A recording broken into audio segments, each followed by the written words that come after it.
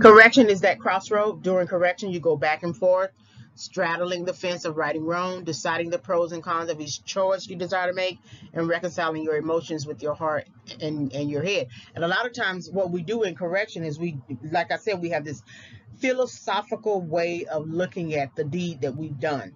And we don't call it wrong. We don't call it the right thing to do or whatever. We call it what we want to do. But eventually, if you want to get out of that prison, you're going to have to do what you need to do to get out of the prison. The problem with this, and this is an example, the problem with this is that if you're going back and forth into the same thing that keeps holding you down, and it doesn't have to be prison, it can be another situation, then you are basically becoming an actor. You are putting on a face. So if you go before the parole board, probation board, or something like that, you have learned to put on a certain type of face to appeal to them to let you out. And that's essentially you acting, right? But you don't have a heart change. And when you don't have a heart change, you can't sustain that once you get out. You're going to return and reset back to the things you've been doing.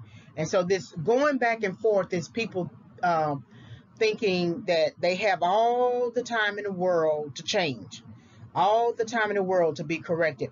But correction is seasonal, and it's long too, but it's definitely seasonal.